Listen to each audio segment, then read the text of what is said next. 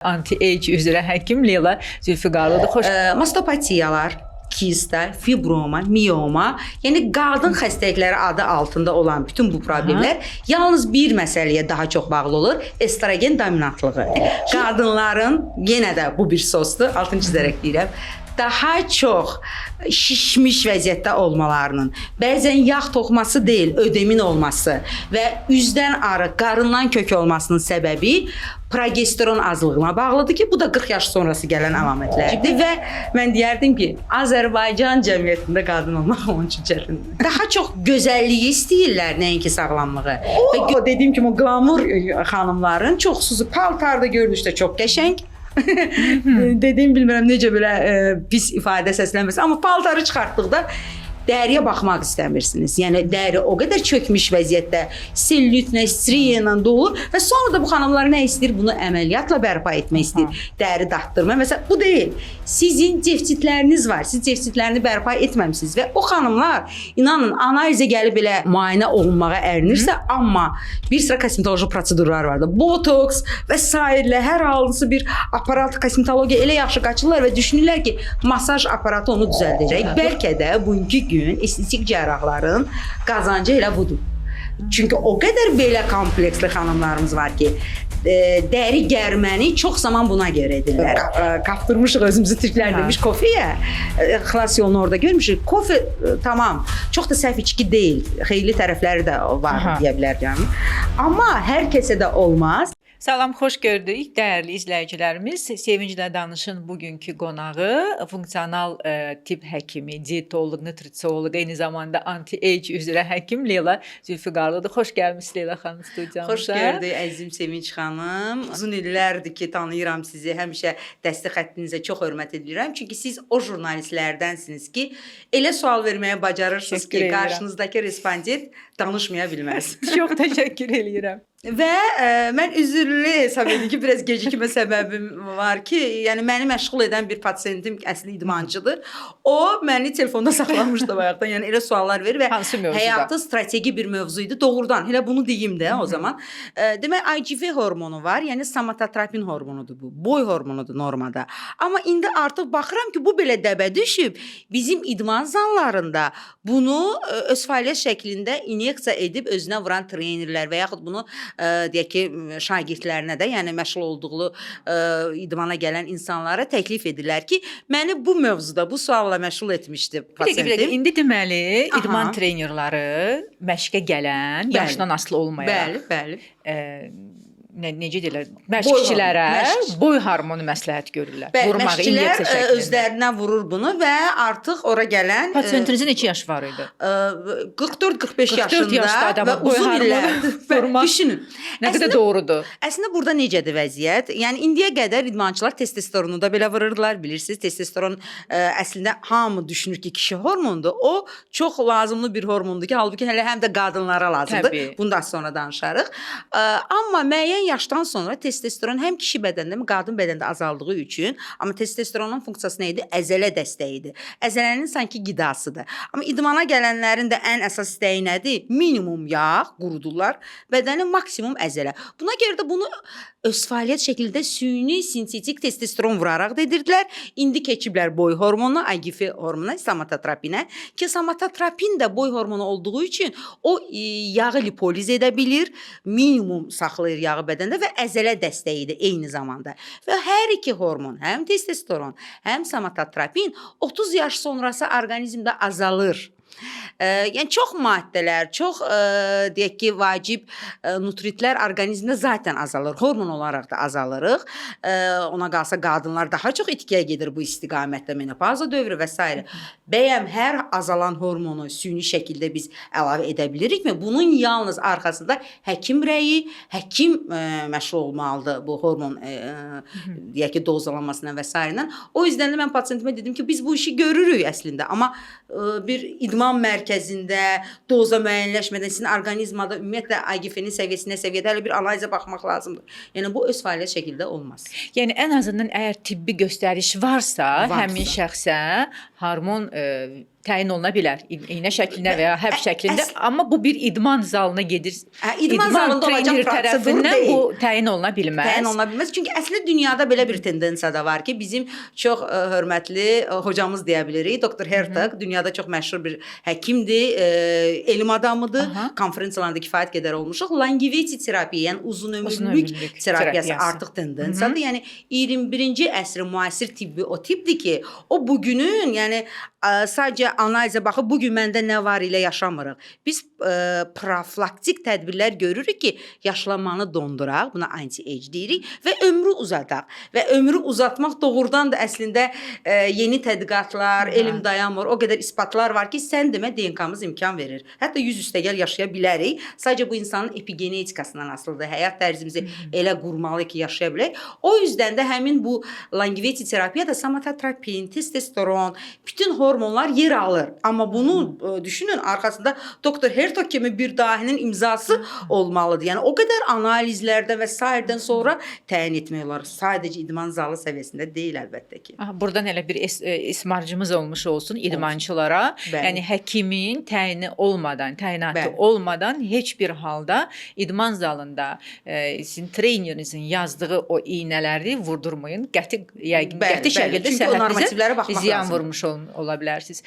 Leyla xanım, heç mövzumuzu elan etmədi. Çox həyəcanlı giriş etdik. Bəli, və o qədər suallarımız var ki, bugün Leyla xanımla. Mövzumuz da elə uzun ömürlülük, hormon terapiyaları, elə ki siz girdiniz o mövzuya artıq, düzgün qidalanma, bugün ümumiyyətlə bu bioloji aktiv əlavələr, vitaminlər qəbul edək, etməyək, IV'lər, NAD terapiyası. Çünki ən innovativ tipdir bu ki, bəli. bizim də borcumuzdur bundan danışmaq. Aha. Bu indi bax məsələn deyirlər ki, Leyla xanım, çox bugün biz çox supplementary, yəni Bəli. qida əlavələri çox qəbul eləyirik və soruşanda da ki, niyə əlavə eləyirik? Bəli. Həkim mütəxəssislər cavab verir ki, çünki qidanın tərkibi zəngin deyil.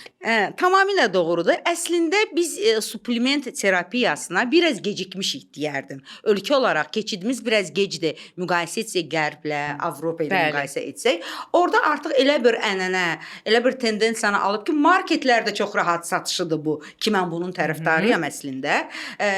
Bu ona görə yalnız o cəmiyyət onun üçün yetişib. Artıq insanlar öz loğmanlardır və eyni zamanda orada elə bir sistem qurulub ki, hər bir ailənin, hər bir fərdin artıq ailə həkimi var. Bu formada o insan belə nə qədər məlumatlı olsa belə, hətta rahat, reseptsiz marketdən ala biləcəyi suplement olsa belə, onu yenə məsləhətləşəcəyi mütəxəssisi rahat vardır ki, yenə də məsləhətləşib gedir. Bizim cəmiyyətdə bəlkə də gec olma səbəbi elə bunun ekspertlərinin də bu elmin özünün gəlməsi ilə əlaqəlidir ki, biz məsələn funksional tibb deyək ki, ekspert olaraq və s. Nə qədər elə modullar, nə qədər elm, nauka öyrənərək görür ki, nə qədər dərinliklər var əslində. Yəni klassik tibbimizdə bu anlayışlar yox idi. Gəlin belə açıq danışaq və doğrudan da suplement əskiklikləri, defisitləri bərpa edir. Çox ciddi defisitlər var. Bu sadəcə ona görə yox ki, qidaların tərkibində azalıb. Bunu bir növ necə bənzətməsini deyirlər ki, necə olur ki, 20-30 il bundan qabaq buna ehtiyac yox idi. Razıyam, o zaman qidalar yetərli ola bilirdi. Məsələn, tərkibində maqneziumu verə bilirdi, seleni, sinki və s. verə bilirdi. Belə bir həqiqət də var. Amma eyni zamanda elə o dövrdə də əslində defisiti olan insan olub. Sadəcə onu analiz olaraq, müayinə olaraq təyin edib ortalığa qoya bilməmişik ki, o insanlar xroniki xəstəliklərlə uzun illər yaşayıblar. Bizim indi etdiyimiz mübarizə xroniki xəstəliklərlə profilaktik tədbirlərdir. Yəni biz bunun qarşısını almağa çalışırıq. Yəni 5 il xroniki xəstəliklə yaşama, biz onun qarşısını indidən alaq ki, sonradan o kəskinləşməsin, residtiv verməsin ki, məsələn, sanki belə bir labüd var idi, belə bir dəqiqlik, belə bir ənənə olmalı idi ki, 40 yaş sonrası, deyilmi Sevinç xanım? Özəlliklə bizim ölkəni götürək, bizim cəmiyyəti götürək. Xanımlarda 40 yaş sonrası müəyyən ginekoloji xəstəliklər sanki olmalıdır. Kista, fibroma, mioma, razısınız mənə? Bəli, bu norma kimi qəbul olunur. Sanki bu normadır. Öd kisəsinin əməliyyatı. Gəlin buna toxunaq. Yəni siz də rastlaşmısınız. Sanki elə 40 deməyək, biraz da böyüdüm rəqəmi 45. Analarımız hər ailədə kiminsə xalası, nənə, yəni hər ailədə ödündən əməliyyat olunmuş bir qadın mütləq ki var. Var da, deyilmi? Amma bu doğru deyil, bu normativ deyil, bu belə olmalı deyildi. Bizim bugünkü gün mübarizə apardığımız bu IV terapiyalar, anti-age terapiyaları, elə suplement terapiyalar, yəni dəstə adı bir ümumiləşmiş şəkildə deyək, dəstəkləyici terapiya. Biz bu gələcəkdə ağır xəstəliklərə çevriləcək xəstəliklərin qarşısını almaq üçün profilaktik tədbirlər aparırıq ki, defisitləri doldururuq, defisitləri və balansı doldururuq ki, o insan uzun illər anemiya ilə əziyyət çəkməsin. Yaxşı, bu zaman öd kisəsində daşın əmələ gəlməsinin səbəbi hər hansısa bir vitaminin və mikroelementin çatışmaması ilə bağlıdır. Vitamin mikroelementə bağlı deyil, bu daha böyük, o qədər bizi sos deyəcəyimiz, həyəcan siqnalı çalacağımız bir sindroma bağlıdır. Cəsarətlə bunu deyirəm. İndi yəni ki, bizi sonra izləyən xanımlar hər kəs bu cümlədə özünü tapacaq. Mastopatiyalar, kista, fibroma, mioma, yəni qadın xəstəlikləri adı altında olan bütün bu problemlər yalnız bir məsələyə daha çox bağlı olur, estrogen dominantlığı. Hiperestrogenemiya, yəni bir qadın estrogen ağırlıqlı varlıqda deyilmi? Və 40 yaş sonraları artıq menopauza astanadadır, qarşılayacağımız dövrdür. Aydın məsələdir ki, estrogen əslində azalır. Amma estrogenin eyni zamanda reseptor mərkəzi var ki, yəni estrogen hormonunun metabolitləri də var. Yəni estrogen metabolitləri, onların müxtəlif adları var. Onları biz normada necə olmalı, sistem necə işləyir? Orqanizm o metabolitləri qaraciyərdə dövrüyə salır və qaraciyər onu filtr funksiyasından keçirib, sonradan qaraciyərin faz 1, faz 2, faz 3 detoks mərhələlərindən keçirərək sonra da bağırsaqla atılmalıdır. Amma 40 yaş sonrası estrogen dominantlığı səbəbindən reseptor mərkəzimiz çox aktiv qalır və bu filtrasiya prosesi düzgün işləmir.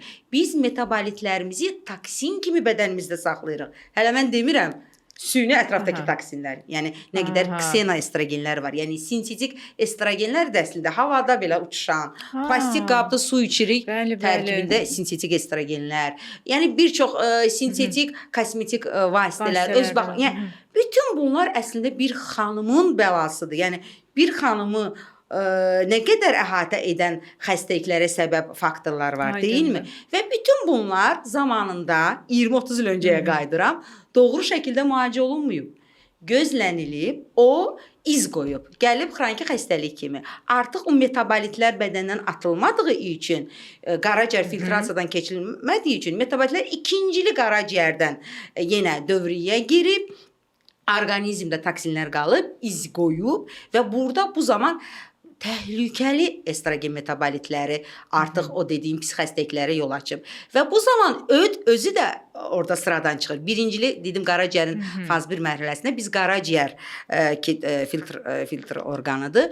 O təmizləməyə başlayanda öd yolları da, bütün bu orqanlar hamısı iştirak edir və hardakı filtrasiya prosesi, yəni detoks. Baxın, sözün əsl mənası detoks nə qədər böyük bir iş görürmüş. Detoks mexanizmi işə düşməyib, o zaman öd kisəsi də toksinlərdən əziyyət çəkir. 1, qaraciyər əziyyət çəkir. 2, bağırsaqlarımız əziyyət çəkir. Həmin məsələn yaş qrupunun sonradan ödündə problem varsa, bağırsağında problem vardır. Artıq biz izləyənlər hər kəs özünü tapacaq.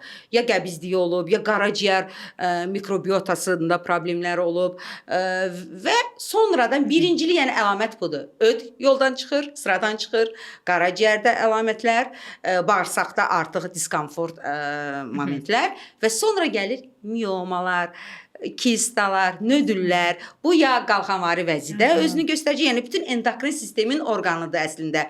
Həm də reproduksiya sistemin orqanları, ginekoloji orqanlar saydığımız eyni zamanda endokrin sistemə də aid. Yəni qalxanvari vəziyyətdən başlamış bütün ginekoloji orqanlarımız bu sistemdə iştirak edirlər. Ona görə də kimdə hansı reseptor mərkəzi daha aktivdirsə, o xanımda o iz buraxır və sonradan bu xroniki xəstəlik kimi yer alır və sanki labiddir. Və o zaman gəlir ki, müalicə olunmayıb, profilaktik tədbirlər görülməyib, yəni detoks fazları çalışmır və s. və ilaxır gəlib nə olub? Öd sıradan çıxır, əməliyyat, xolektomiya ehtiyacı var və o zaman götürülüb. Amma indiki gün müasir tibbdə artıq bu cür köhnəlmiş xəstəliklərə yer qalmayıb. O qədər zamanında qarşısını ala bilirik ki, necə ki uzun illər məsələn inkişaf etmiş ölkələrdə belə xəstəliklər necə ki qalmamışdı. Necə alınır qarşısı? Necə alınsın qarşısını? O dediniz ki, pis estradol yüklənməsi dediniz də. Bəli, estrogen dominantlığının mütləq qarşısı alınmalıdır və estrogen dominantlığı niyə görə 40 yaşlarında belə tarazlığı pozulur, ya dominantlıq şəklində baş verir, menopazaya girəndə aydın məsələdir ki, estrogen azalır deyə deyilir. Bu zaman progesteron, növbəti vacib hormon. Hətta mən deyərdim ki, haqqına girilən hormon. Altını çizərək demək istəyirəm. Çünki estrogen haqqında o qədər danışmışıq. Doğrudur. Amma progesteron daha mahsum hormondur. Yəni qadınların yenə də bu bir sosdur, altını çizərək deyirəm, daha çox şişmiş vəziyyətdə olmalarının, bəzən yağ toxuması deyil, ödemin olması və üzdən arı, qarından kök olmasının səbəbi progesteron azlığına bağlıdır ki, bu da 40 yaş sonrası gələn əlamətlərdir və eyni zamanda progesteronun azalmasına səbəb kortizolun çox olmasıdır. Yəni kortizol bizim progesteronu qovar. Hətta belə bir həqiqətimiz var. Kortizol da stres hormonu. Yəni biz hər dəfə hirsləndikcə, stresə girdikcə bizim progesteronumuz azalır. Kortizol qalxır. Zaten 40 yaş sonları təbiət budur. Azalmağa doğru getməlidir. Axı progesteron həm də hamiləlik hormonudur. Reproduktivliyə cavab verən reproduktiv sistemin orqanıdır. Yəni qadını gözəl saxlayan estrogen, cavan saxlayan progesteron belə deyərik. Və bunların ikisinin nisbəti lazımdır. Yəni onlar bir-birini neytral tutmalıdırlar. Yəni balansda tutmalıdırlar. Nə biri çox, digəri aşağı yox. Balansda.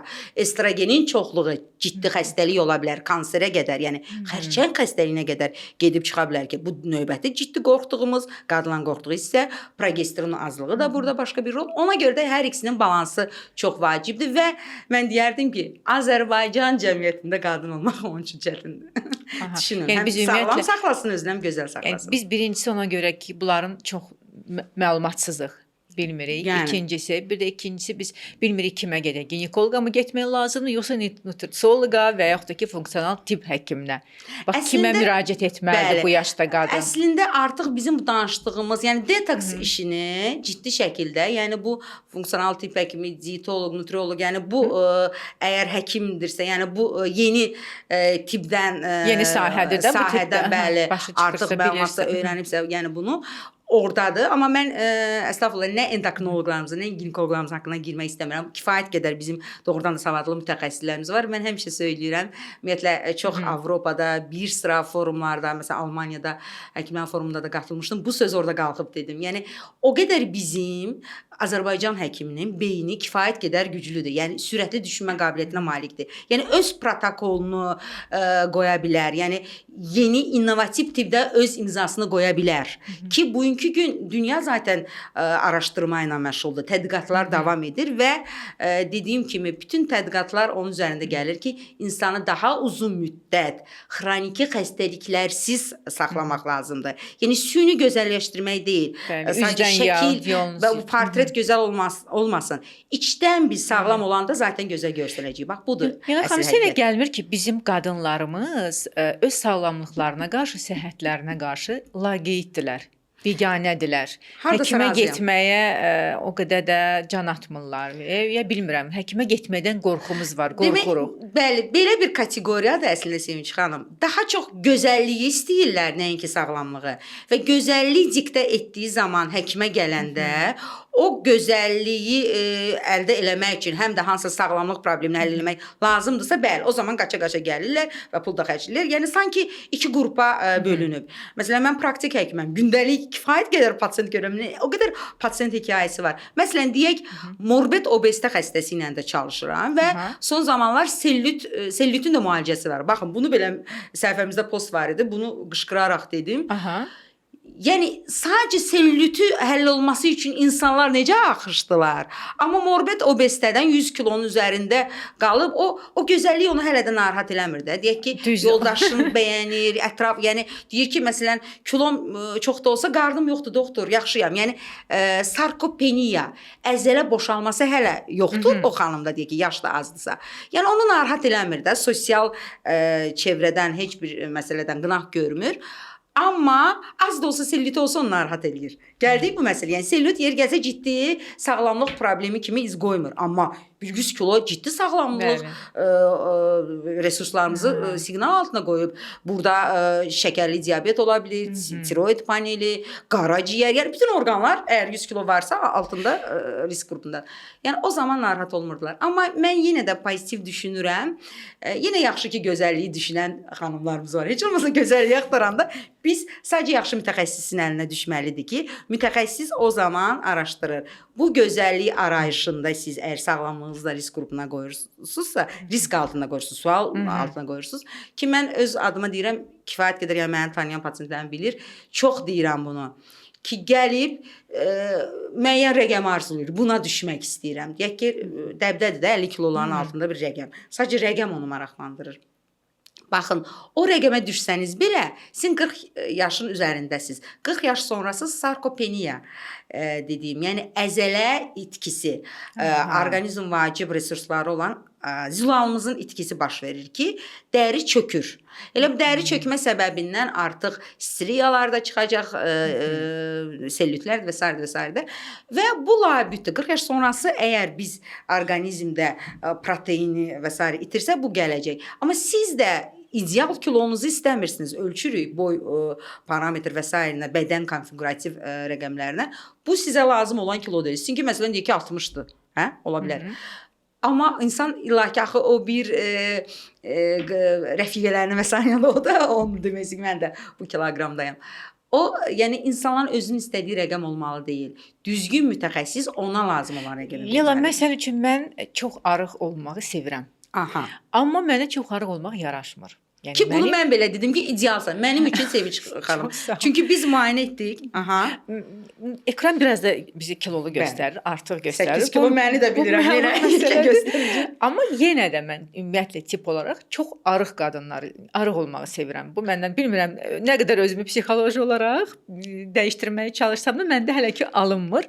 Amma mənə yaraşmır arıq olmaq. Tam da məncə bu bədən tiplərinə görə də biraz tamamilə bağlıdır. Tamamilə deyim sizə. Biz müayinə etdik sizi. Yəni analizləriniz gözüm qabağında. Elə çox gözəl ki, bu mövzunun içərisində sizi bir nümunə olaraq da göstərim. Gözəl. Sizdə ən çox vacib olan nələri yoxladım? Hormonlar və ümumi protein. Və mən təəccübləndim. Son zamanlarda, son bir ayın içərisində kifayət qədər digər pasientlərimin analizini sinkini yanaşı qoyaq. Sizin total proteininiz çox gözəl rəqəm idi.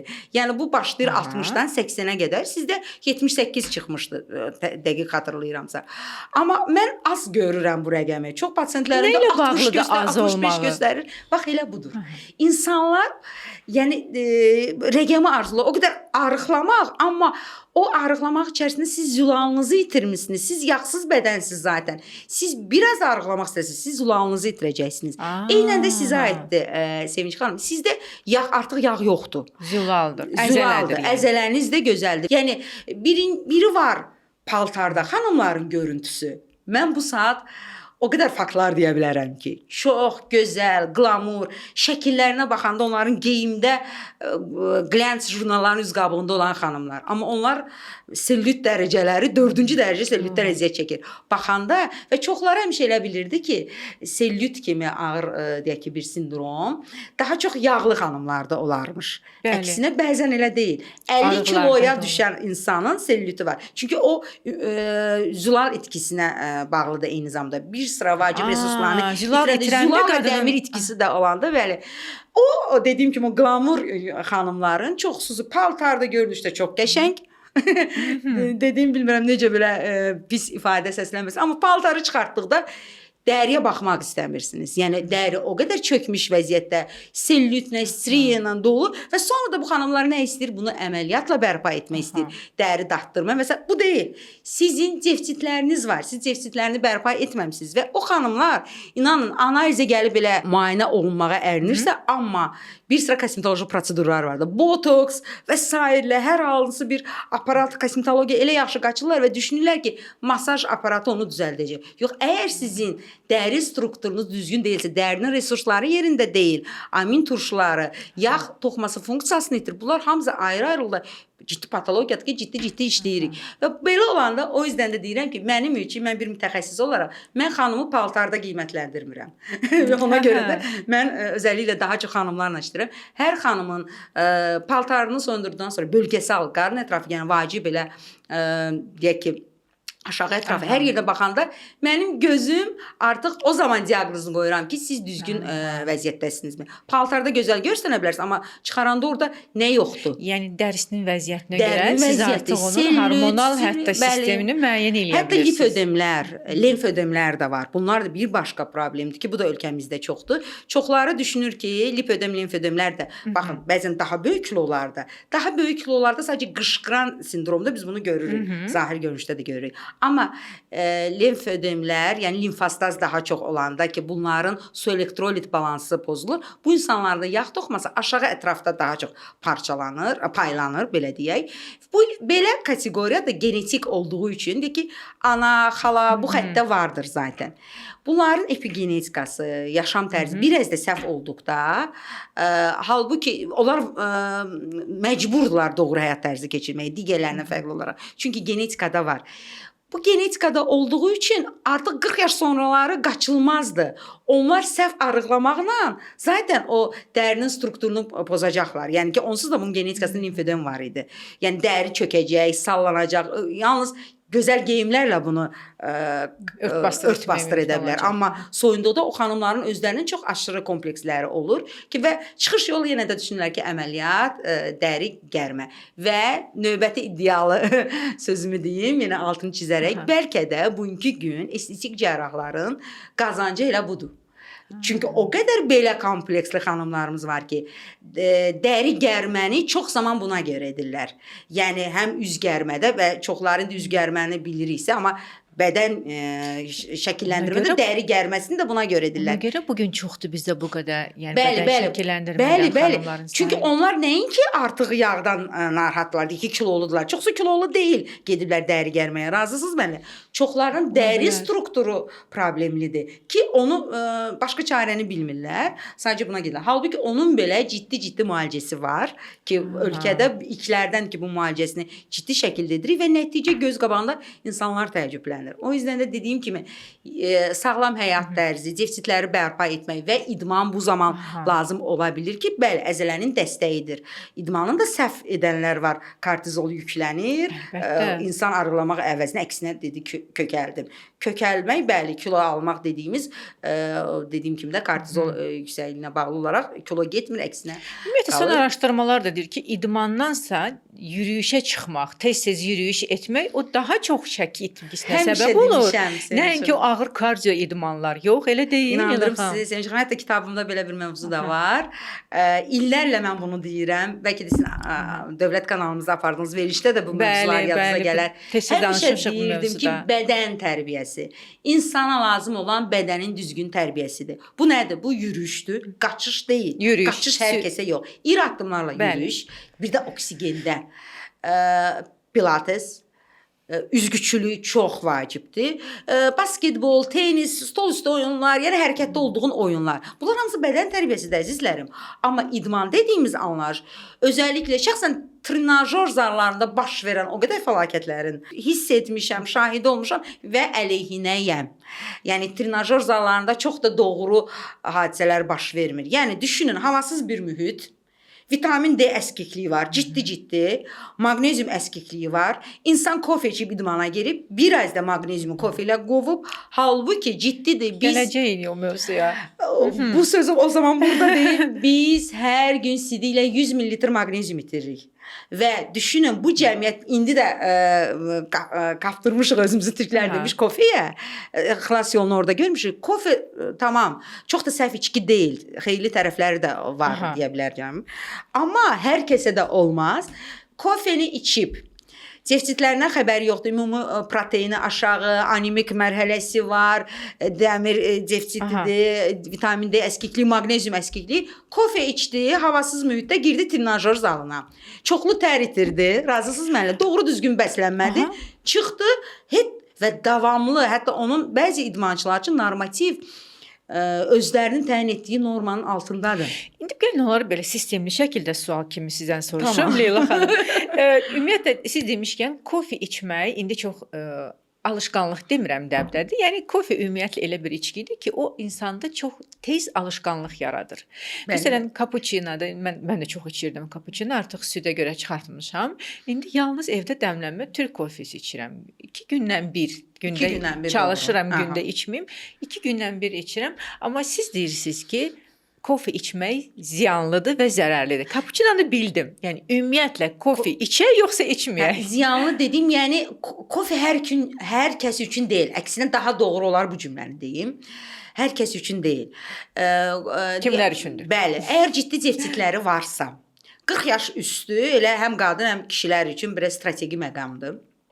Çünki 40 yaş sonrası dediyim kimi zaten sarkopeniyaya qarşılayırıq, ümumi proteini qovuruq. Kofe amin turşularını parçalamaq iqtidarına da malikdir. Yaxşı tərəfi odur ki, istəyirsə sayım. Kofenin birinci, mən çox da pisləmirəm əslində. Yaxşı tərəfi odur ki, çox ciddi metabolizmanı sürətləndirə bilir. Bizi tox saxlaya bilir. Kafein ağırlıqlı olduğu üçün tonuslandırmaq, əfa-ruhiyyəni anında vermək kimi xüsusiyyəti var. Amma elə bu 3 üstünlükdən əlavə indi gəlin səhvlərini sayım. Dünyada tuğyan edən adrenal yorğunluq var. İnsanlarımız bundan xəbəri yoxdur. Amma halbuki hamı hiss edir. Hamı düşünür ki, niyə yorğunam? Artıq gənclər, 25 yaşında gənclər belə əfa-ruhiyyəsi yox, yorğunluq, emosional aclıq var deyə sosial şəbəkədə davamlı vaxt itirirlər və bunlar xilas yola kofe içdim, düzəldim. Gün xoşbəxt başladı. Halbuki o müvəqqətidir. Təbii ki, bunu edənsi üçün doping effekti verən kafeindir.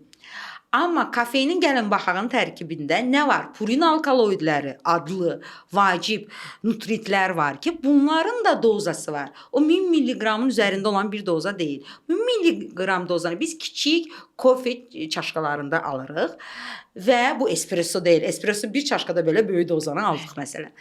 Və bu hələ mən normal, heç bir defisiti olmayan, tam sağlam, hər qaydasında olan insan üçün dediyim normativdir. 1000 milliqram 2 çaşka kofe, bu da hər gün deyil. Düşünək, normativ varsa belə gəlir.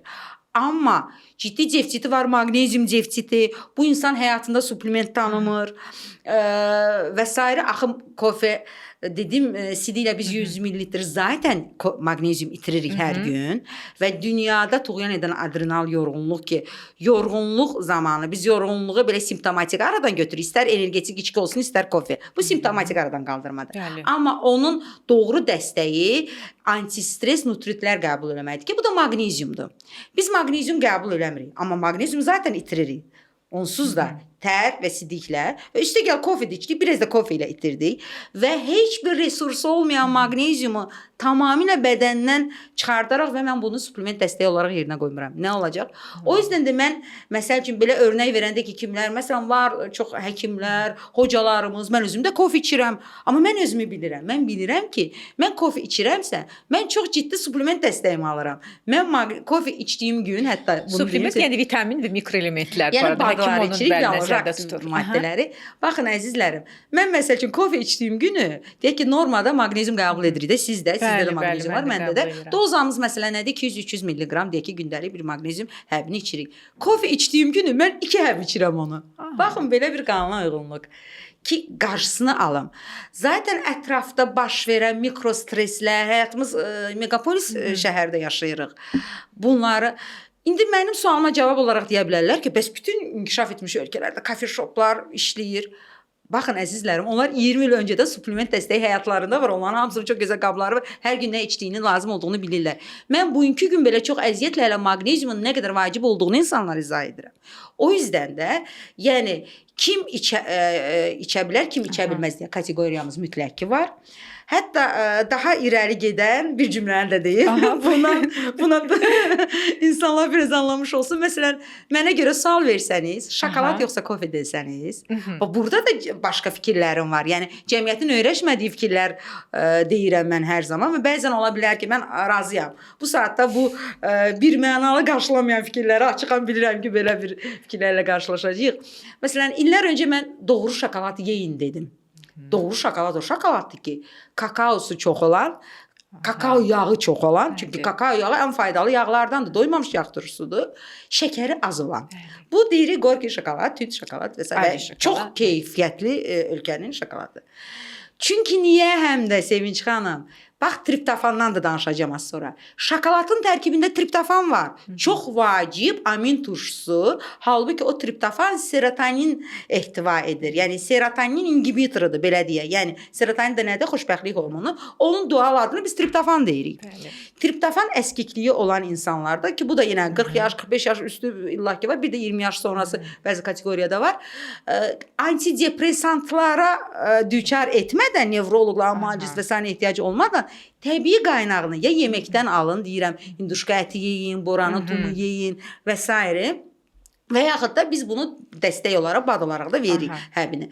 Amma bu sualda məsələn çox qadınlar şokolada saldıran, şokoladda ehtiyacı olan qadınlar kimlərdir? Sən demə triptofana ehtiyac duyanlar, serotonin istəyirik. O zaman onda mən deyirəm ki, baxın, doğru şokolad yedikdə triptofan alıram və doğru şokoladın tərkibində maqnezium da var. O xanımlar çox vaxt şirniyyat axtarır əslində. Çünki o xanımlara siz acı şokoladı versəz, acı təmiz halında, triptofan halında onu yeməyəcək. İndi o hissədə ki, var, bu razıyam acıdır. sizlə. Amma indi məsələn biraz başa düşəcəm ki, məsələn mən o şirniyyatı yox, acı şokoladı istəyəcəm. İndi o hissəyə də gələcəm. Məsələn, tüt şokoladın tərkibində triptofan var və maqnezium da var.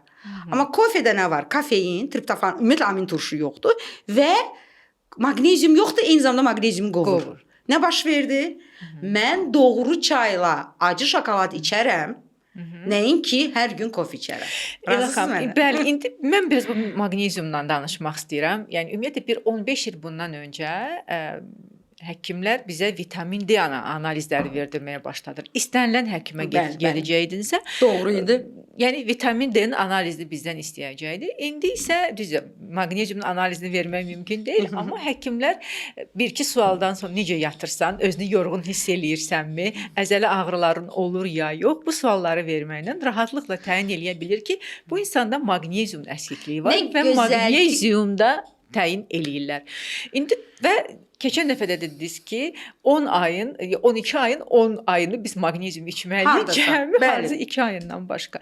Yəni maqnezium o vitamin və mikro, daha doğrusu elementlərdəndir ki, biz həkimə getmədən onu içə bilərik. Bəli. Biz Instagramda çox tez-tez qarşımıza çıxır. Nutrisioloqlar, diyetoloqlar çox tez-tez postlar paylaşırlar, kim hansını içsin. Bəli. Onun da formaları var. Onun da formaları var. İstər malat, istər sitrat. Çox gözəl ki, bu sual dediniz. Çünki burada biraz rezonans doğuran hissədir. Mənim yadıma artıq birlə yaxındır belə bir post məlumat xarakteri paylaşmışdım. Çox böyük rezonansa səbəb oldu. Hətta ciddi uzman həkim deyə həkimlərdən kommentlər görürdüm ki, doktor, bunun yəni mənbəyi varmı? Soruşdular mənə, nə?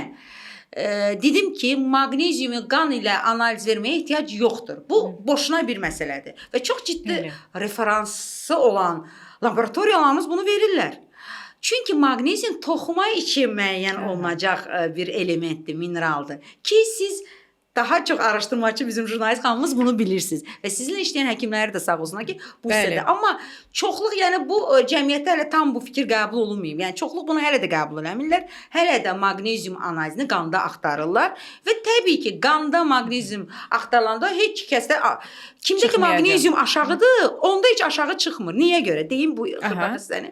Çünki gəlir cavab 1%-a qədər tutur.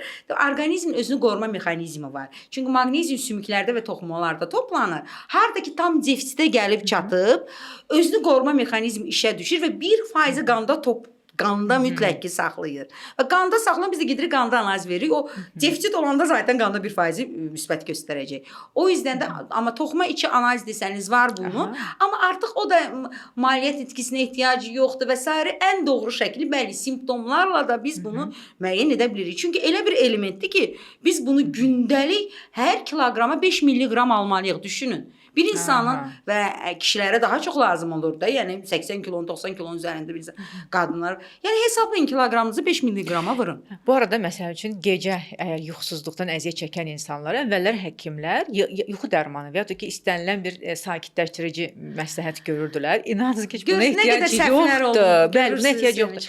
Yəni məhz gecə içmək üçün malat yox sitrat idi gecə içiləsi. Magnezium malat enerji üçün. Əslində biskilitsinat yuxu üçündür. Gecə içiləcək magnezium biskilitsinat bu yuxunu normallaşdırır. Çünki koqnitiv funksiya üçündür. Çox rahat yuxu verir. Beyin simptomlarını düzəldir magnezium biskilitsinat. Gözəl yatacaqsınız. Beyniniz dincələcək. Çünki bilirsiniz bizi biz edən bizim beynimizdir. Bir insan özünü yeniləmək istəyirsə beyni yatmalıdır və doğru yuxu bunun üçün önəmlidir. Qaranlıqda, sakitdə melatonin ehtiva edən, o yüzden qaranlıq bizə lazım idi. Yuxu. Və əgər yata bilmirsinizsə, yuxusunuzsa, o zaman yuxudan 2 saat öncə ki biz 9-10-a kimi magnezium biskilitsinat içilməlidir və artıq mən böyük dozalarla işləyirəm. Böyük dozalara ehtiyac var. Çünki insanı anamnez edirsən, heç içməyib magnezium. Defisitlər çoxdur. Və magnezium biskilitsinat çox ciddi patologiyalar varsa, nevroloji bir raporu da varsa və s.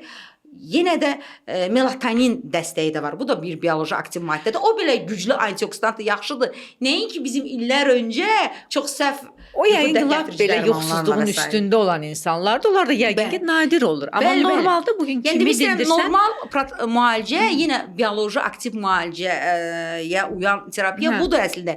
Nəinki o ağır kimyəvi, hətta antidepressantlara qədər yazılırdı. Yenə sən demə insanın sadəcə melatonin ehtiyacı var və maqnezium ehtiyacı var. Gəlirəm triptofana. Yəni son dövrlərdə artıq triptofan qəbulu da aktualdır. Yəni bir çox firmalar artıq triptofanda istehsal eləyirlər. Biz bunu deyirlər ki, bananın tərkibində var, ətin tərkibində var, bir sıra qidaların tərkibində var.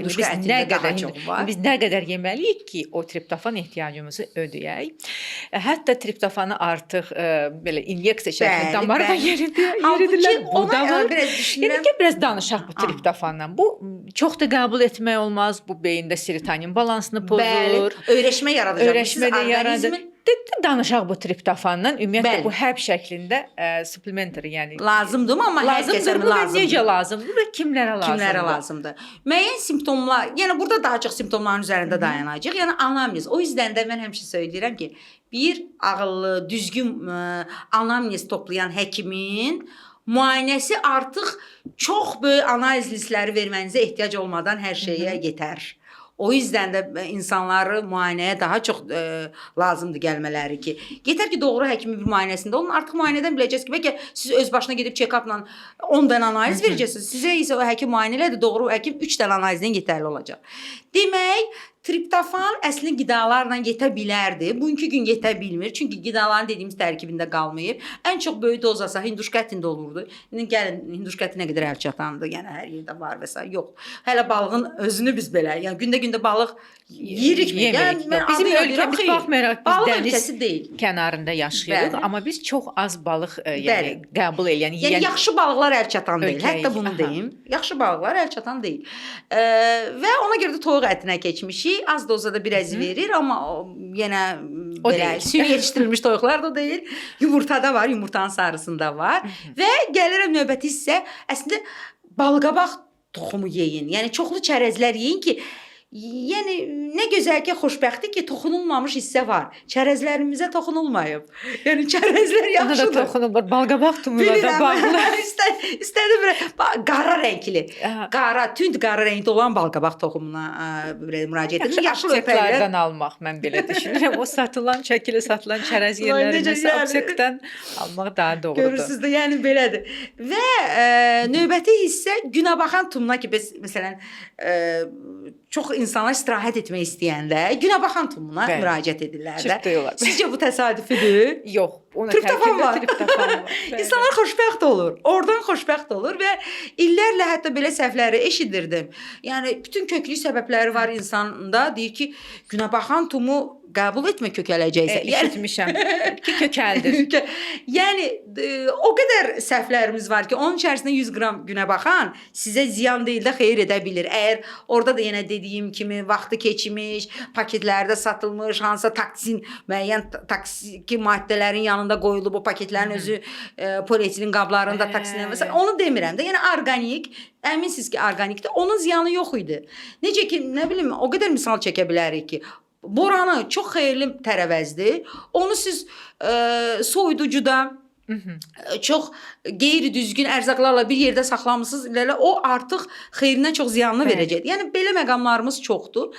O yüzdən də triptofan vacibdir. Amma bunu çalışan qidalardan alağın. Yox, əskiklik varsa, o zaman necə ki maqnezium, necə ki vitamin D, necə ki amin turşular da biz qəbul edirik, içirik. Yəni ümumi proteini azdır insanın. Təbii ki, qida ilə. Birinci yerdə qidadır. Ondan sonra suplement, yəni bioloji aktiv maddə, BAD olaraq qəbul etməyi lazımdır ki, qorxulu deyil. Yəni insanlar düşünməsin. Triptofanı da. Bəli, hətta bu 5-HTP gedir adı. Amma mən amin turşu dedim. Halbuki burada da yenə idmançılar əl qoyublar açığı. Orada da yəni başqa inyeksiyalar və s. protein tozları, triptofanı, yəni idman məntəqələrində təqdim olunan whey deyək ki, protein tozları da tamamilə bu daha çox qəbul olunan protein tozudur. Amma onları belə yəni nutrisiologiyanın içərisinə girən mütəxəssis biz onu qəbul edə bilmirik. Yəni daha doğal, təbii proteinlər, yəni qidalardan aldığımızla və suplementlə müqayisədə yəni hansı daha doğrudur? Ondan sonra suplement dəstəyinizi bərpa edin. Nəinki siz protein tozlarla yaşamayın. Yəni doğrular zaten qışqırır, hər yerdə ətrafımızda var. Yetər ki, insanlar doğruları görsünlər. Aha, yəni siz bu protein tozlarını əleyhinəsiz. Kesinlikle əleyhinəsiz. Bəli. Aha, tutalım ki, bir insan normal qidalanır, amma bununla paralelində müəyyən vitamin çatışmazlıqları var. B qrupu vitaminləri çatışmaya bilər, dəmiri, ferritini, omega 3-ü, elə triptofanı, maqneziumu. Bunları üst-üstə, sink, biotin, saçma ki.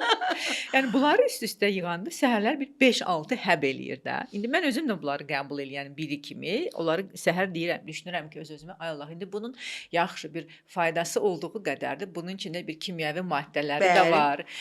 Sonra bir qaraciyərin yüklənməsi də var. Yəni gün ərzində 5-6 həb içmək nə deməkdir bir qaraciyər üçün? Bax, məsələn, bu tərəfinə də gəlin bir toxunaq da. Onun üçün də məsələn biz vitamin və mineralların özünün kimyasal formaları da var. Bir də var bioloji aktiv formaları. Ona görə suplement, bioloji aktiv formaları qəbul edin deyirik. Amma təbii ki, bunun da doğru protokoluna və mütəxəssislə. Çünki burada nə baş verə bilir? Yadınızda da illər öncə polivitaminlər dəbdə idi. Yəni bir qab götürürdü, içində bütün vitaminlər, mikroelementlər. Artıq elm o yerə gəldi ki, bunun səhv olduğu anlaşılır. Çünki bir vitaminin köməkçi maddə kimi onun kofaktor rolunu oynayan, yəni onun təsirini sinergist təsir edib daha da artıran, sorulmasını artıran, biomənimsənilməsini artıran maddə olmalıdır. Deyək ki, vitamin D-nin yanında K2 vitamini də olmalıdır ki, o qandan sümüklərə də toplansın. Amma çöküntü kimi, kalsi çöküntüsü kimi qalmasın orqanizmdə. Bunun üçün K2 mütləq vacibidir. Və eyni zamanda vitamin D-ni içəndə həm də maqnezium içirdik ki, axı bu kalsin toplanmasını dedik ki, çöküntü kimi kalsin toplanmasın. Amma maqnezium da yenə kofaktor rolunu oynayır, dəstəkləyici rolunu oynayır ki, daha çox sümüklərə toplansın. Bu doğru tərəfdir. Amma indi gəlin baxağın. Məsəl üçün dəmir preparatı da qəbul edirik. Dəmir bisklisinat və s. Və həmin günü sink də içilir. Məsələn, insanlar sink də yazılıb, sink əskikliyi var. Amma bunlar bir-birini əksinə olaraq bir-birinə ziddir. Yəni ki, sorulmasını ləngidir. Məsələn, dəmir içiləndə içilməməlidir sink. Amma sink qəbul olunanda mis də qəbul oluna bilər. Mis də bu arada. Böyle məsələn, saçı bəyazlayan insanlar və s. bəzi kateqoriya var ki, onlara da mis lazımdır. Başqa məqamlar. Və yaxud vitamin C, dəmir qəbul olunursa, amma doğru dəmir preparatlarında, ferrum preparatlarının yanında normada dəmir isə gəl C də olmalıdır. İndi çoxsunda tək formada, o zaman C-ni də ayrıca verilməlidir ki, dəmirin sorulmasını vitamin C sürətləndirir. İndi bütün bunların fonunda gəlin biraz qabağa qayıdım. Az öncə danışdıqlarıma detoks demişdim. Doğru detoks sistemi çalışmayan orqanizmdə bütün bu deyək ki, protokolu düzgün şəkildə tərtib olunmayan vitamin və mineralları nə qədər veririksə verək, axı detoks doğru deyil, bədəndə çalışmır detoks fazları. O zaman bunlar da yenə öz xeyrini verməmiş, iz qoymamış, xeyirli tərəfini qoymamış ötüşəcək. Niyə görə? Məsələn, detoks nə idi?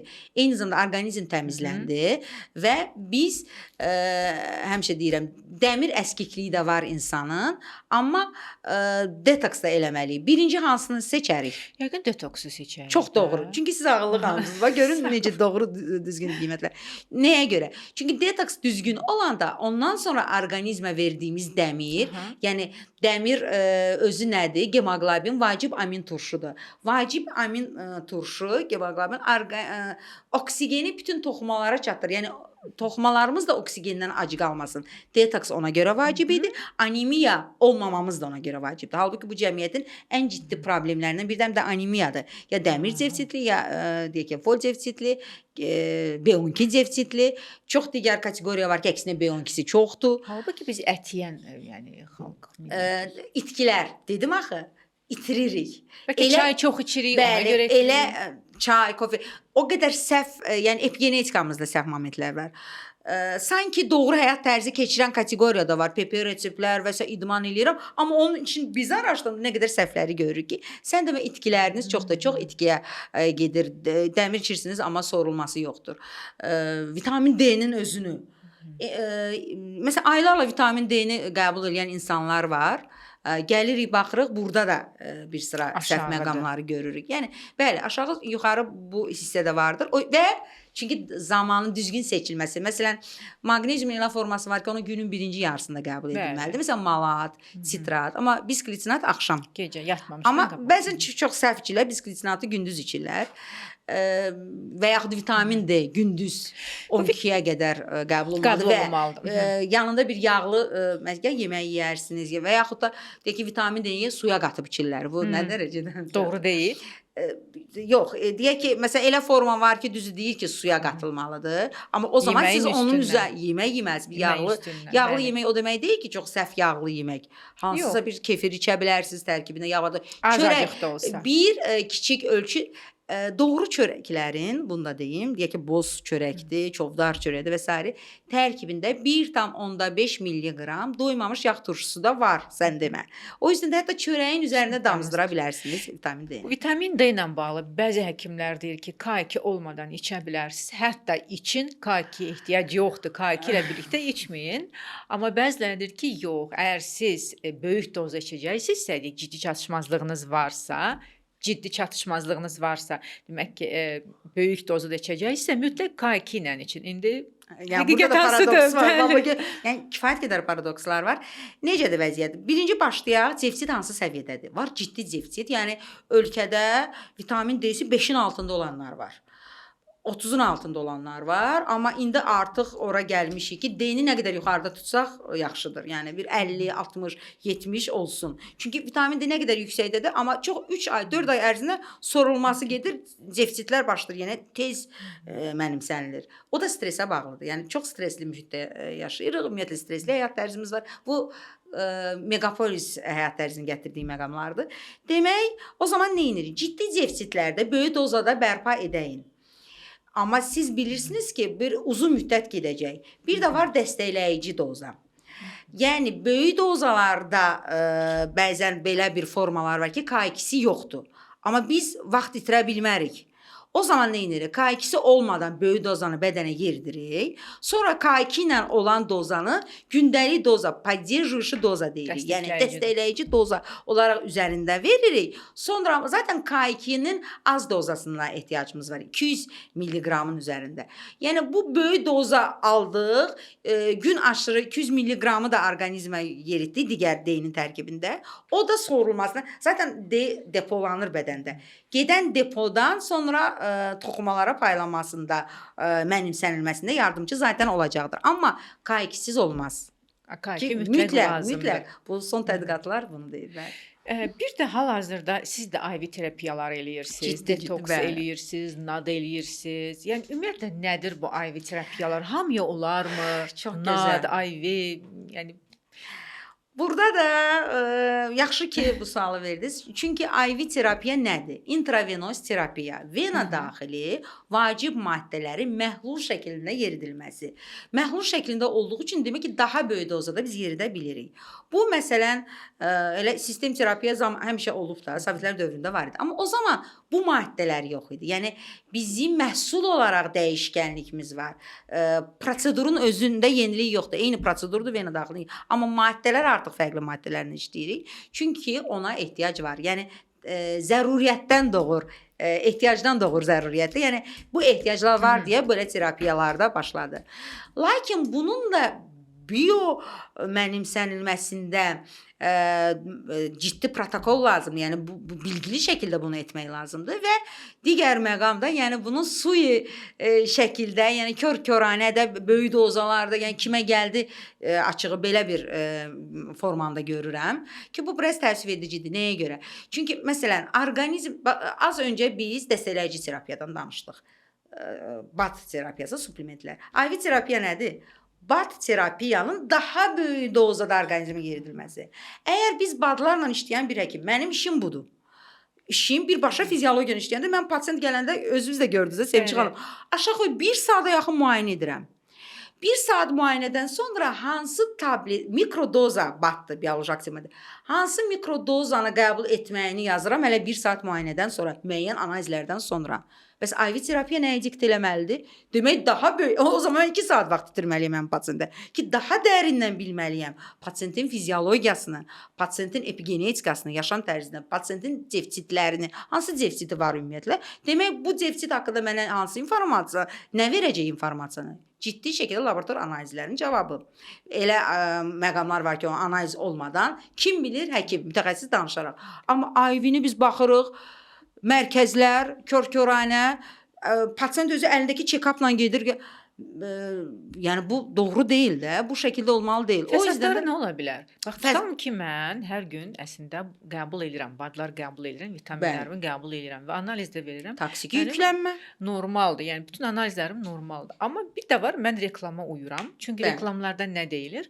IV və NAD bizi çox enerjili eləyir, əhval-ruhiyyəmizi gözəl eləyir və ki, bütün insanlar istəyir ki, əlavə bir enerjisi olsun. Və biz əlavə enerji axtarmaq üçün bəlkə bunun da bir sınıyıq. Demək elə naddan, daha çox nadın reklamı var, nadmaniya var. Adım qoyaq, nadmaniya. Mən getsəm, tutam ki, mənim kimi biri getsə, nad terapiya qəbul etsəm, mənim fəsadlarım nə ola bilər? Nə olacaq? Sizinlə biz artıq sizin fiziologiyanı tanıyıram. Ciddi şəkildə məsələn sizin bədənin daha çox detoks ehtiyacı var. Ardıcıllıq şəkildə. Məsələn mən sizlə işləyəndən sonra hansı boşluqlar var? İndi burdan tam da deməyim. Sizə özəl bir müayinə protokol məsələ var. Hələ elə bilin ki biz məsələn 100 addım getməli, 101-ci addım olmalıdır NAD. Onun da dozası bəlkə 1 və ya 2 kifayət edə bilər. Halbuki İnsanla işlənilmədən hər kəsə NAD bu doğru deyil. Nəyə görə həm də? Çünki NAD nikotinamid trifosfat turşusu bu vacib maddədir. Doğrudan biz bunu hətta mən də səhifəmdə paylaşmışam. Yəni ölkədə ilk başlayanlardan biri də mənəm elə. Qollivud ulduzlarının cavanlıq sirri, cavanlıq eliksiri, gözəllik sirri deyirik. Yalan demirik. Doğrudur. Çünki bu maddə 30 yaş üstü getdikcə azalır. Demirik ki, yoxdur. Getdikcə azalır. Amma hələ baxağın, bədəndə nadı olub, amma ciddi vitamin D defisiti var, anemiyası var, detoks fazları çalışmır, anemiyası var deyə həm də detoks fazı çalışmır. Az öncə mən müqayisəni dedim. Falan filan. Bunlar qalıb burada örtülü, örtbastır şəkildə, çünki bunlarla işləyəcək mütəxəssis deyil, axı onun işi deyil o. Həmən NAD. O zaman nə edir NAD? NADın zaten qanımızda konsentrasiyası var idi. Digər defisitləri bağlamaq lazımdır, bərpa etmək lazımdır. O defisitlər yerdə qaldığı üçün insan az effekt hiss eləyəcək və yenə ikinci NAD gəlinir. Üçüncü NAD gəlinir. Yəni seanslar artır. Bu təbii ki daha gözəl qazancdır həmin məntəqə üçün, həmin mərkəz üçün. Bir şey demirəm, amma axı hər məsələ axı siz qazancın arxasında durmur da, doğru sağlamlıq, amma doğru işləniləndə ola bilər pasient özü nada olan ehtiyac da var ki, o zaman yenə edərik. Yəni bu biraz hələ gecikmiş hissədir də. Ehtiyac olmalıdır. Ehtiyac olmalıdır, bəli. Amma ehtiyac olmadan edəndə dediyim kimi də, yəni 30 yaşdan başlar, o zaman 35 yaşında olan insana hələ sənin ad lazım deyil. Yox. Onun baxmaq lazım. Məsələn, mənim bu saat əlimdə kifayət qədər pasient özü mənə gəlib müraciət edib Sevinç xanım. Gözəl ki, bu sualı verdiniz, yadıma düşdü. Nadmaniya var axı. Nadmaniya dəbdə olduğu üçün pasient özü mənə yazanda, gələndə nadı istəyərək gəlib. Müayinələr, 1 saat müayinədən sonra müayinələrin cavab analizləri, yəni 2 gündən sonra pasiyentə elə gözdə demişik, nad həmən vurulmur. 2 gündən sonra pasiyenti bir də izah edib, hələ yəni vaxtımızı, resurslarımızı sərf edir. Zaten o pasiyent o pulu verib, çünki mən bunu istəmirəm, şəxsən mən öz adıma deyirəm. Pasiyent özü gözəl mənzərəni görə başa düşür ki, onun nada deyil, digərin ehtiyacı var. Zaten əlimizdə nad var, vura bilərik. Amma bu səhv olacaqdır da. Elə bilin ki, bir bina tikirik, orada heç nəyi təmizləmədən mən o binanı tikmişəm. Nə olacaq? Çökə bilər də o binada.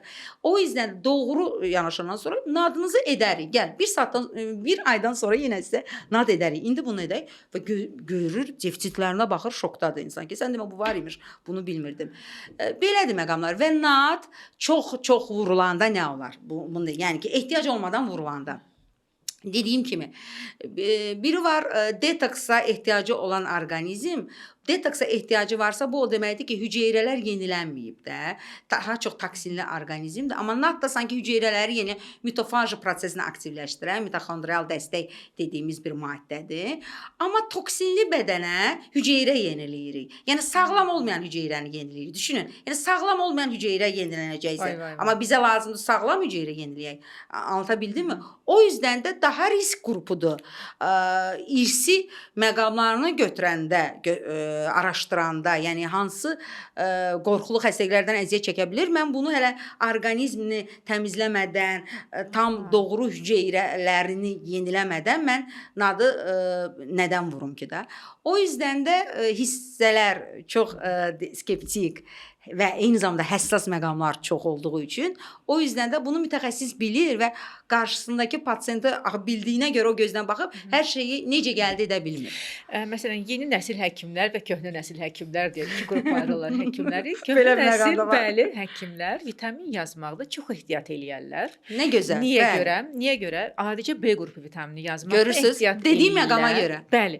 Çünki deyir, ən çox da qadınlara Y vitamini yazmaqda ehtiyat eləyərlər. Çünki məlum səbəblərdən bəzi özünü də bilmədən müəyyən bir xəstəliklərə, yəni onkoloji xəstəliklərə meyilli olmuş ola bilər, mioması çünki ola bilər. Çünki bilirsiniz, o yatmış bir fırtınadır. Ola bilər. Onları deyir, yəni oyada bilər. Oyada bilər. İndi bax bu supplementralar, bu bioloji aktiv maddələrlə eyni keçərlidirmi? Yəni biz nə bilək ki, nəyə meyilliyik, hansı xəstəliklərə meyilliyik, necə eləyək?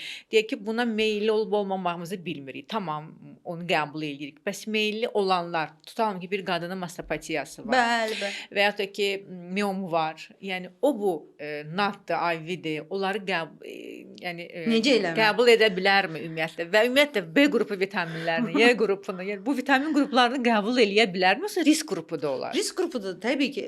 İnanın o qədər həssas məqamdır ki, o yüzden də elə vitamindir, mineraldır deyib, məsələn bizim seriyadan olan həkimlər, deyək ki, daha çox vitamin mineral həkimi deyir, adı budur. Vitamin mineral yaza bilən həkimlər elə bunu belə bizim deyək ki, özəlliyimiz bu olsa da belə bunun məsuliyyətini o qədər dərindən dərk etdiyimiz, baxın bu adicə vitamin mineral dediyinizi kör-kör necə gəldi yaza bilmirik.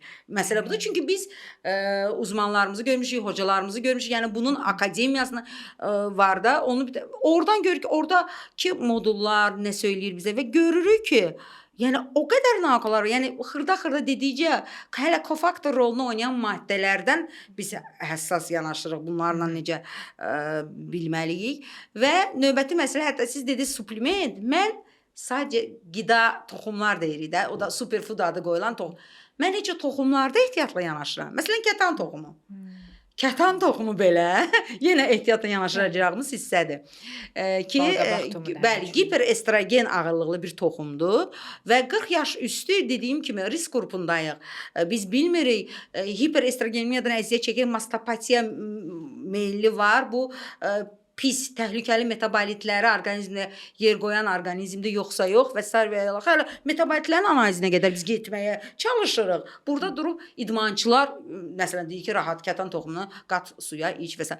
Yəni bunu da ola bilən orqanizm var, olmaya bilən orqanizm var. Hansı dozada deyə var? Gündəlik doza deyil. Çünki ciddi maddələr də hormona təsir edəcək maddələrdir. Chia toxumu və daha rahat biraz da qabağa gedim. Ondansa məsələn indol 3 karbinol maddəsi var. Bu çox məsələn estrogen metabolitlərini detoks edən maddədir.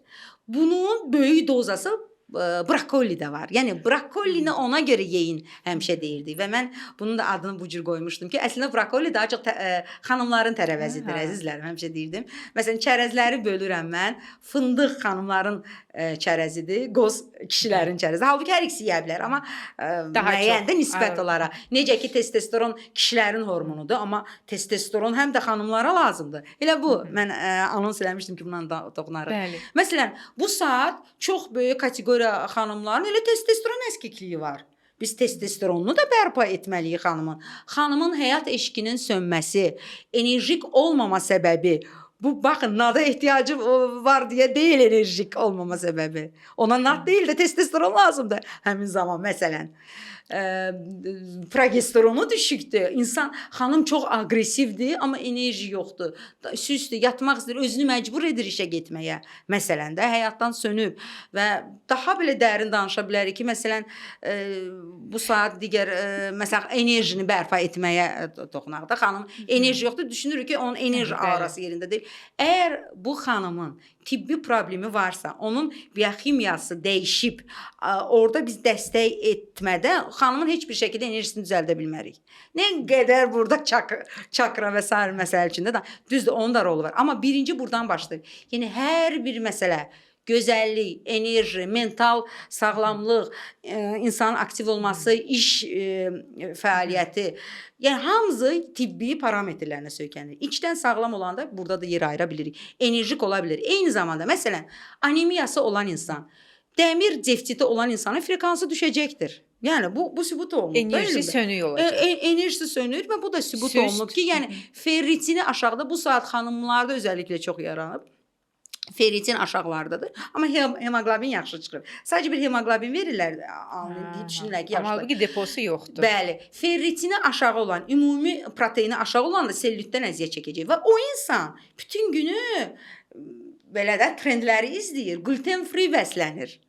Onun problemi gluten deyil, onun problemi defisitlərini bərpa etməsidir. Bəlkə də elə gluten yeməlidir, amma defisitini bərpa edib, fit bədən də olacaq, gözəl dəri də olacaq, üz də gözəl olacaq. Yəni süni, kosmetoloji prosedurlar mən heç birinin əleyhinə deyiləm. Yəni danışdığım kimi nə idmanın, nə, yəni hər birinin dozası var və lazım olduğu yerdə. Ki bunu da bizə, yəni şəxsən mənə dietologiya elmi öyrədib. Çünki dietologiya elminin orta dərəcədə prinsipi var. Mən bunu kitabımda da yazmışam.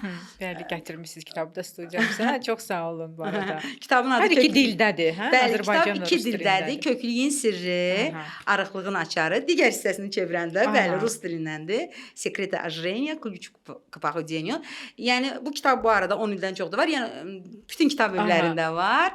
Ölkənin ilk diyet kitabıdır. Ciddi şəkildə, yəni bizim Tibb Universitetimizin professorlarımızın da rəyi var. Yəni orada hətta metodik tövsiyə kimi diktə olunur ki, yəni belə elmi nəşrdir. Orada da var bu mövzular. Yəni aşağı-yuxarı danışdıqlarından var ki, idman bədən tərbiyəsi şəklində olmalıdır. Orta dərəcədə prinsipində kofe belə qəbul edə bilərik. Orta dərəcə prinsipində nadı belə edə bilərik. Orta dərəcədə prinsipində kosmetoloji prosedurlar da edə bilərik. Amma hamısının ehtiyac olduğu yerdə bir, ikincisi orta dərəcədə. Bir də bu qadınlarda yəni artıq çəki almağının səbəbi bu birbaşa hormonlarla da daha çox bağladıq. Hormonlara bağladıq. Yəni daha çox kökəlməyimizin səbəbi o zaman hormonlarımızdırmı? Bəli, bəli. İddialı şəkildə bunu deyərəm. İndiki gündə bəli. Bugünkü gün onu göstərir. Düzdür. Hormonları qaydasında olub, alimentar səbəb deyirik. Qida səhvləri ciddi səhv olan, epigenetikası səhv olana baxırıq. Yəni çox nadirdir ki, həyat tərzi səhvdir və hormonları qaydasındadır. Həyat tərzi səhv olanın elə hormonlarındadır. Yəni bu labirint fari mexanizmdə birinci səhv bəslənir. Bəli, tamamilə. Səhv Bəsləndi. Həyat tərzində səhv momentlər var, hormonlar dəyişdi. Hormonlar dəyişən zaman artıq başlayır yağ toxuması funksiyasını itirməyə. Burada deyirik lipoliz və lipogenez prosesi. Ona da cavabdeh reseptorlar var, alfa, beta reseptorlar. Bunlar nisbət dəyişir və lipoliz prosesi dayanır. Yəni əslində biz insan bədəni gündəlik lipoliz, yağ parçalama və yağ yarama, lipogenez hər ikisi baş verməlidir. Problem o zaman başlayır ki, lipoliz dayanır, o reseptor mərkəzi olaraq bloka düşür. Bu və içdən hormonlar dəyişir və s. Hər gün lipogenez davam edir. Yağ yaranma, yağ yaranma. Bunun üzərinə gəlir morbid obezitələr, piyələnmə dərəcələr ki, insan 50% bədəni yağı alıb, 30% yağ kütləsi çoxalıb. Bu zaman doğrudan ciddi problem olur. Amma mən həmişə söylədiyim bir ifadəni bu gün də burada deyim Sevinç xanım. Mən neçə illərdir bunu deyirəm. Hətta Türk TV-si, Show TV-də bunu belə ciddi anons etmişdilər. Demişdim ki, 5 kiloqramın üzərində artıq kilonuz varsa və istəyirsiniz ki, o kilo ödem deyil də, buna da toxunacaq. Biri var şiş, o bəzi SIBO xəstələrində olur. Sadəcə qarnı şişir, amma o çox yağ deyil. O başqa.